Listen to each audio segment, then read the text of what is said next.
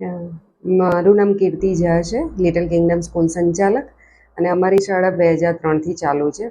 આ બંને શિક્ષક દંપતી શેતલભાઈ લોલિયાણી અને સુધાબેન લોલિયાણી અમારી શાળામાં એડહોક શિક્ષક તરીકે અને વિઝિટિંગ શિક્ષક તરીકે નોકરી કરતા હતા, ફરજ બજાવતા હતા. ત્યાર પછી ઘણા બધા વાલીઓની એમના માટેની કમ્પ્લેન આવી રિગાર્ડિંગ ટુ એજ્યુકેશન, પછી ઇતર પ્રવૃત્તિઓની વધારે પડતી શેર માર્કેટમાં ઇન્વેસ્ટમેન્ટ કરાવવાની વાતો, વિદ્યાર્થીઓને ગેરમાર્ગે દોરવાની વાતોની ફરિયાદ આવવાના કારણે અમે એમને વારંવાર નોટિસ પણ આપેલી હતી. અને નોટિસના અંતે પછી અમે એમને છૂટા કર્યા પછી એમણે શાળા માટેનો દુષ્પ્રચાર ચાલુ કર્યો.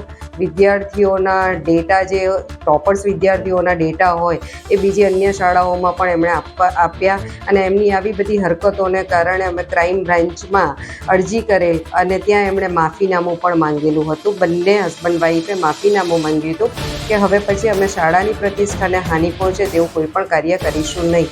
તેમ છતાં પણ આ પ્રવૃત્તિઓ એમની ચાલુ જ રહી.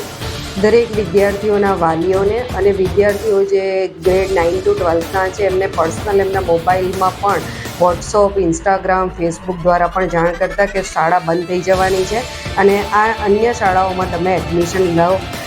એના માટેનું સૌથી વધારે દરેક વિદ્યાર્થીના ઘરે ઘરે જઈને પણ એમણે પ્રચાર પ્રસાર કર્યો હતો. ઘણા બધા ડિપાર્ટમેન્ટમાં એમણે ઘણી બધી અરજીઓ કરી, ખોટી અરજીઓ કરી અને ના છૂટકે અમારે પોલીસ કાર્યવાહી એમના માટે કરવાની જરૂર પડી. એટલા માટે એમની FIR રજીસ્ટર કરવામાં આવેલી છે.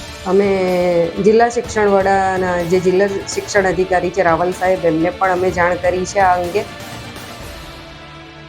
અને પોલીસ ડિપાર્ટમેન્ટને પણ જાણ કરેલી છે. એટલે પોલીસ ડિપાર્ટમેન્ટ ઉપર અમને ન્યાયતંત્ર ઉપર સંપૂર્ણ ભરોસો છે કે જરૂર આના માટેની કાર્યવાહી આગળ લેવામાં આવશે.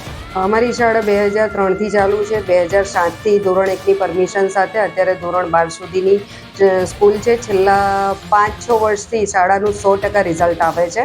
બોર્ડનું રિઝલ્ટ અમારું 100% આવવાને કારણે કદાચ આ દુષ્પ્રચાર થઈ શકે એવી સંભાવના હોઈ શકે.